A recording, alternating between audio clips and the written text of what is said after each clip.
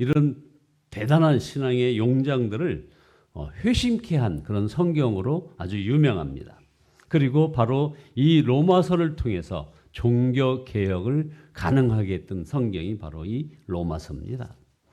그래서 성경 속의 반지다 이렇게 말을 하기도 하죠. 로마서에 이처럼 사람을 변화시키고 역사를 만들어 온 것은 이 로마서가 복음에 대해서 아주 탁월하게 설명을 하고 있기 때문입니다. 그래서 어떤 이들은 로마서가 없었다면 예수 그리스도의 행적을 기록한 사복음서를 온전히 이해하기가 힘들었다 이렇게 로마서를 평가하는 사람들도 있습니다. 바로 이 로마서를 통해서 하나님이 어떻게 우리 죄인들을 의롭게 했으며 하나님의 선물을 어떻게 누릴 수 있는지, 우리의 행위와 인격에까지 어떻게 근본적인 변화를 일으키는지를 로마서가 보여주고 있습니다. 이 로마서의 대상인 바로 로마 교회는 사실 역사상 가장 비참한 고난을 당했던 그런 교회입니다. 313년 기독교가 공인될 때까지 여러분 잘 아시는 카타콤이라고 하는 지하 무덤에서 무려 300년을 숨어 지내야 했던 그런 교회가 로마 교회입니다. 어떤 고난이 300년을 가겠습니까? 어떻게 그 고난을 견뎌냈겠습니까? 사도 바울이 주 57년경에 로마 교회에 보낸 이 로마서, 이 복음서 때문에 그들은 견뎌낼 수 있었던 것입니다. 우리는 가지고 있지만 그 가치를 모르는 것이 있습니다. 우리 모두가 가진 것이죠. 이것 때문에 누구도 부럽지도 않고 어떤 형편에서도 감사하고 그리고 모든 사람에게 나누어 주고 싶은 것, 그게 바로 복음입니다. 세상에서 가장 위대한 것이죠. 그래서 어떤 선교사가 말씀을 증거하는데 사람들이 막 그 회방을 하면서 복음이면 다냐 하고 막 외치니까 이 선교사님이 그랬다죠. 다다 이렇게 외쳤답니다. 그렇지 않으면 하나님이 사기치신 것이다 이렇게 대응했다는 아주 일화는 유명합니다. 안타까운 것은 많은 그리스도인들에게 이런 복음의 감격이 없다는 것입니다. 이것은 책망하고자 하는 것이 아닙니다. 세상에서 가장 위대한 것을 가지고 있음을 깨우쳐 드리고 싶을 뿐인 것이죠. 자, 사도 바울은 이 복음이 부끄럽지 않다고 했습니다. 그래서 로마서 1장 16절에 나는 복음을 부끄러워하지 않노라 하고 선포를 합니다. 정말 놀라운 고백입니다.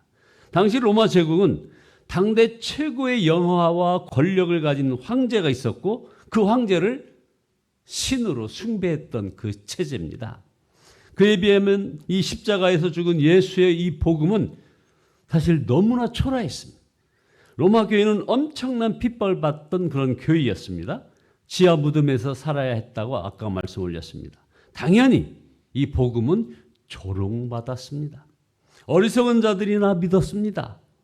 그런 로마 교회 교인들에게 사도 바울은 복음을 부끄러워하지 않는다고 선언을 했던 것입니다. 사도 바울은 복음 때문에 빌립보에서 옥에 갇혔고요.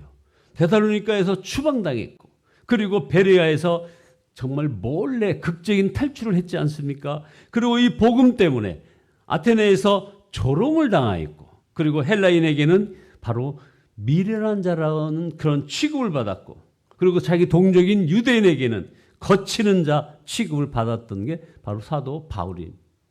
복음을 그렇게 증거하다 보니 그런 탄압을 받았던 것이죠. 그러나 사도 바울은 이 복음을 부끄러워하지 않았습니다. 전하고 또 전했습니다. 부끄러운 고백입니다. 저는 군대를 군종사병과 포병, 측지병으로 겸해서 근무했었습니다. 그런데 제가 복음을 증거할 때 저는 참 부끄러웠습니다. 복음 전하는 게 부끄러웠습니다. 아니 군종사병이 복음 전하는 걸 부끄러워했다는 게 웬일입니까? 바로 반응 때문에 그랬습니다. 저들이 내가 복음을 증거하면은 전부 뒤돌아 앉아 있습니다. 그런 복음을 왜 전하느냐 하는 거죠. 그러니 제가 이 복음을 증거하다가 좌절에 빠지고 그러면서 이 복음을 부끄러워했던 적도 저에게도 있었습니다. 제가 군대에서 이 복음을 부끄러워했던 이유는 이 복음을 단순히 예수 믿으면 죄사함 받고 천국 간다 하는 그런 속죄의 교리로만 알고 있었기 때문에 그런 겁니다. 맞습니다. 복음은 교리가 아니었습니다. 속죄주이신 예수 그리스도를 믿는 것이었습니다. 이걸 놓친 겁니다. 사도 바울은 자신을 바로 1절에서 그리스도 예수의 종이라고 했습니다. 종은 주인이 있다는 말 아닙니까? 바로 주인이 없는 종 있을 수 없죠. 그러므로 사도 바울이 종이란 이 말은 주 예수님은 늘 사도 바울과 늘 함께 하시는 주님이셨다는 말인 것입니다. 이것이 복음입니다. 로마서 1장 2절에서 4절의 이 말씀 가운데 이 복음은 그 아들을 두고 하신 말씀이라는 표현과 그는 곧 우리 주 예수 그리스도시다 라고 말씀하고 있습니다. 예수 그리스도가 복음이라는 말은 이 말은 바로 나의 자아는 죽고 바로 예수로 살게 된다는 것입니다. 예수님이 생명이요 주님이요 왕이 되신다는 것입니다. 예수 그리스도에게는 두 이름이 있습니다. 여러분 잘 아시는 것처럼 바로 예수라는 이름과 임마누엘이라는 것입니다. 마태복음 1장 21절에 보면 아들을 낳으리니 그 이름을 예수라 하라. 이는 그가 자기 백성을 그들의 죄에서 구원할 자이심이라. 자, 주께서 선지자로 하신 말씀을 이루려 하심이니 이르시되 23절에는 보라 처녀가 잉태하여 아들을 낳으리니 그의 이름은 임마누엘이라 하리라 하셨으니 이를 번역한즉 하나님이 우리와 함께 계시다 함이라. 자, 예수님은 우리를 죄에서 구원하시고 그리고 언제나 우리와 함께 하시는 하나님이십니다. 그것을 알면 그러면 이제 우리는 하나님의 의가 드러나는 것입니다. 그래서 17절에 로마서 1장 17절에 하나님의 의가 복음 속에서 나타난다고 말씀하고 있는 겁니다. 자, 여러분, 복음은 용서받는 데서 그치는 것이 아니지 않습니까? 하나님의 의, 이 하나님의 의가 주어진다는 것입니다. 의롭다 인정해 주신다는 것이죠. 그러나 그 후 반드시 중요한 진행이 있습니다. 우리를 의롭게 살게 하신다는 것, 이것을 잊으시면 안 되는 것입니다. 자, 살인 강도를 저지른 사람이 사형 선고를 받았다고 한번 해봅시다. 근데 사면을 받아서 죄사함을 받았습니다. 정말 큰 은혜 아니겠습니까? 그런데 그의 인격이나 삶이 변화가 되지 않아서 다시 죄를 지었다면 이거 죄사함 한 거 잘한 것입니까? 우리의 구원이 단순히 죄사함만 주는 것이라면 얼마나 불완전한 구원이겠습니까? 복음은 죄사함만 받는 것으로 끝이 나는 것이 아닙니다. 바로 삶이 완전히 변화되는 것입니다. 살아계신 주 예수님으로 사는 것입니다. 이게 바로 복음에서 의가 나타난다고 하는 그 말씀입니다.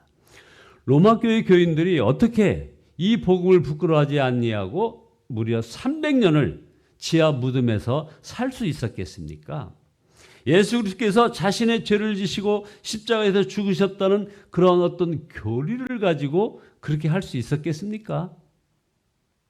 우리가 실제 생활에서 이제 사실 참 많이 무너집니다. 저나 여러분이나 실제 삶의 현장에서 부딪히는 여러 가지 문제들 앞에 참 무너집니다. 쉽게 무너집니다. 정말 놀라울 정도로 빨리 무너집니다.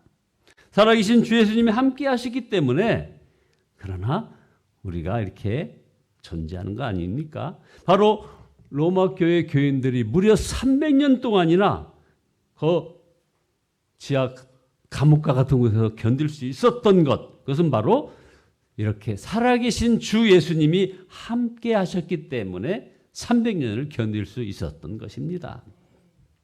또 하나 놀라운 사실이 이 복음 안에 있습니다. 복음은 모든 믿는 사람을 구원하는 하나님의 능력이라는 것입니다. 그래서 로마서 1장 16절에 이 복음은 하면서 모든 믿는 사람을 구원하는 하나님의 능력이 됨이라. 여기서 사도 바울이 굳이 모든이라고 말한 것은 큰 의미를 담고 한 말입니다. 유대 사람들을 비롯하여 그리스 사람에 이르기까지 모든 믿는 사람을 말하는 것입니다. 그 당시에 바로 전 세계 모든 사람이 바로 유대를 뛰어넘어서 그리스 모든 사람들, 이걸 표현하는 것이죠. 이 말은 구원에 있어서 유대인과 이방인이 그 장벽이 무너졌다는 것입니다. 모든 민족에게 구원받을 길이 열렸다는 것이죠. 예수님의 수제자 베드로조차 한동안 이 사실을 참으로 믿지 못했습니다. 대표적으로 바로 고넬료의 집사람들에게 이 성령이 막 부어질 때 얼마나 베드로가 당황했는지 아십니까? 하나님의 계획은 바로 로마서 1장 5절에서 말씀한 대로 모든 민족이 믿고 그리고 순종하게 하려는 것입니다. 당시로서는 정말 상상이 안 되는 것이었죠. 모든 민족에게 구원의 문이 열렸는데 아는 사람이 없었습니다. 누군가 가서 전해주어야 하는 것입니다. 사도 바울이 바로 이 일을 위하여 이방인들에게 복음을 전하기 위해서 사도로 택함 받은 것이라는 것입니다. 그래서 사도 바울이 자신이 복음의 빚진 자라고 바로 14절에서 얘기하고 있습니다.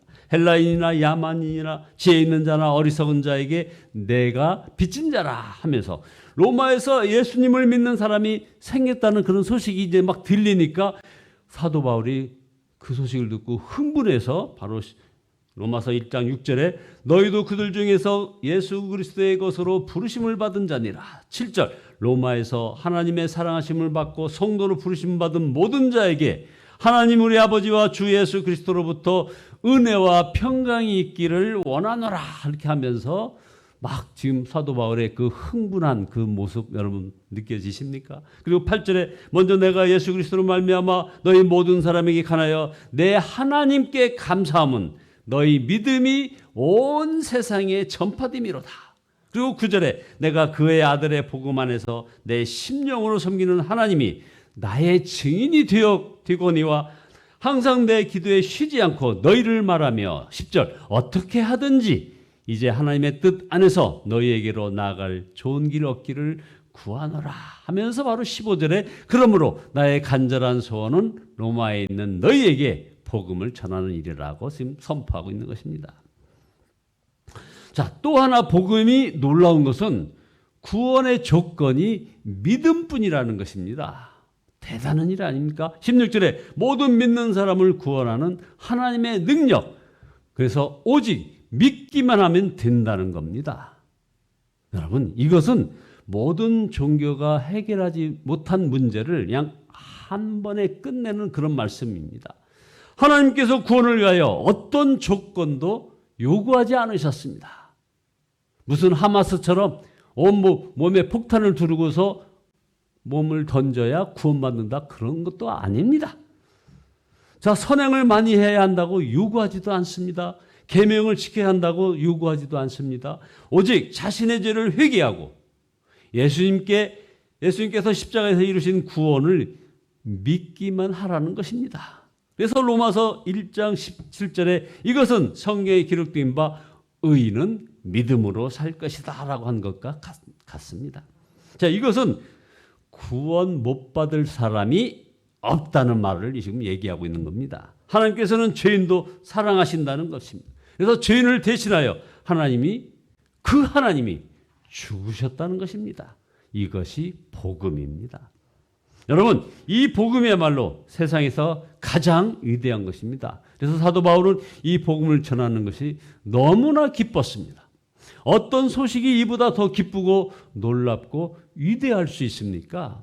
평생 복음을 위한 종이 되었지만 바로 그 기쁨이었다는 것입니다.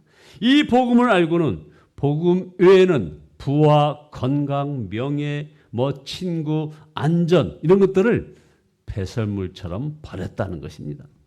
복음을 전하기 위하여 어떤 고난도 마다하지 않았고 생명조차 귀한 것으로 여기지 않았다는 것입니다. 사도행전 20장 24절에 바로 그 유명한 나의 달려갈 길과 주 예수께 받은 사명 곧 하나님의 은혜의 복음을 증거하는 일을 마치려 하면은 나의 생명조차 조금도 귀한 것으로 여기지 아니하노라. 여러분, 오늘날도 이 복음은 부끄러운 것 취급을 받습니다. 우리는 지옥에 갈 죄인이라고 고백하는 것이 자신이 다른 사람들보다 더 고상하다고 생각하는 그런 사람들을 불쾌하게 만든다는 겁니다. 오직 예수님을 통해서만 구원받을 수 있다는 것이, 이것이 어디서든지 하나님을 찾을 수 있다고 하는 요즘 현대인들이 푹 빠져있는 종교다원주의, 이런 주장과 관념과는 맞지 않는 겁니다, 이게. 그러므로 우리가 복음을 정확하게 알아야 합니다. 단순히 교리로만 아는 복음이 아니라 바로 나를 부인하고 예수 그리스도 사는 것이 복음이라는 것을 알아야 하는 것입니다. 우리의 삶이 바뀌는 데는 두 가지 유형이 있습니다. 하나는 주위 환경과 사람이 변함으로 삶이 바뀌는 것. 또 하나는 마음이 완전히 뒤집어짐으로 삶이 바뀌는 것입니다. 근데 여러분, 복음은 사람의 내면을 완전히 변화시키는 것입니다. 예수님이 바로 이 마음에 임하셨기 때문입니다. 결론입니다. 여러분에게 지금 고난이 크십니까? 혹은 고통이 좀 심하십니까? 그러면 아니면 이 삶이 좀 힘듭니까? 혹시 또 미운 사람이 있습니까? 그러면 먼저 여러분의 마음이 어떠한지를 한번 살펴야 합니다. 힘들고 짜증나고 살기 힘든 것, 이 마음은 바로 빌립보서 2장 5절에 예수님의 마음을 품으라 이렇게 하셨는데, 바로 이런 예수님의 마음을 품지 않으니 바로 이렇게 모든 삶이 힘들고 짜증나고 살기 힘든 거 아니냐 이거죠. 여러분, 복음은 그런 자기를 부인하고 예수 그리스도로 사는 것입니다. 예수의 마음을 품고 사는 것입니다. 그래서 이제 항상 기쁘고 감사하고, 그리고 범사에 감사하는 자리에까지 이르게 되는 겁니다. 그래서 어제 말씀 올린 것처럼 모든 이들을 사랑하게 되는 것입니다. 그렇게 되니 이제 주위 사람들과 세상을 그래서 이제 변화시키는 것입니다. 여러분, 이것은 역사가 증명하고 있습니다. 자, 무엇이 마음을 바꿀 수 있습니까? 돈입니까? 권력입니까? 아니면 어떤 지식입니까? 이게 바로 나를 이제 내려놓고 예수로 사는 바로 이 십자가 복음뿐입니다. 그래서 십자가 복음이 세상에서 가장 위대한 것입니다. 이 복음의 증인이 다 되시기를 바랍니다. 거룩한 전도자의 삶을 사심으로, 그래서 주님과 함께 행복한 동행을 하시는 저와 여러분 모두 되시기를 예수 그리스도의 이름으로 축원드립니다. 기도하시겠습니다. 전능하신 주님을 찬양합니다. 회개합니다. 주님, 저는 저희 자신을 철저히 부인하지도 못했고, 아버지 하나님, 저희들 마음 가운데는 온통 원망과 불평과 그리고 미움이 자리 잡고 있었음을 고합니다. 주님, 용서하여 주시옵소서. 우리들 마음속에 진정 십자가 사랑 감사하며 예수의 마음을 품을 수 있게 주여 인도하여 주시옵소서. 그래야 온전히 항상 기뻐하고 범사에 감사함으로 모든 이들을 사랑하는 그 자리에까지 이르게 아버지 하나님이여 인도하여 주시옵소서. 그래야 온 세상을 변화시키고 아버지 하나님 온전히 주님과 모든 이들이 동행하며 나아가는 그런 세계를 만들어가는 저희들 되어지게 복의 복을 더하여 주시옵소서. 예수 그리스도의 이름으로 기도드리옵나이다. 아멘. 352장입니다. 352장입니다.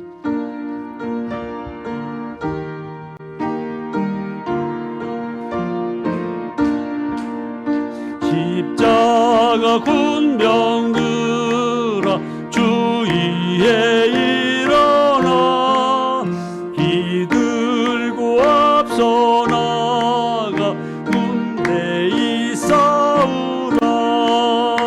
주께서 승전하고 영광을 얻도록 그 군대 거느리사 이기게 하라.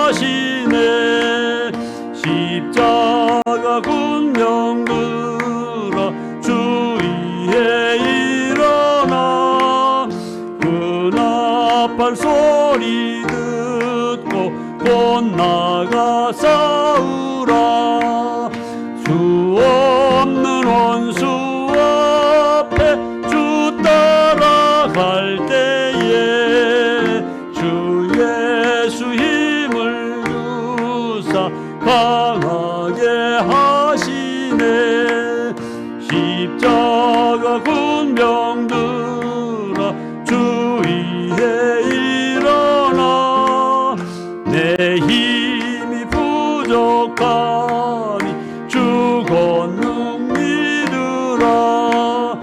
복음의 갑주 입고 늘 기도하면서 너 맡은 자리에서 충성을 다하라. 십자가 군병들아 주 위에 일어나. 이날에 접전하고 곧개가 부르라. 승전한 군사들은 영생을 얻으며 영광의 주와 함께 왕 노릇하리라.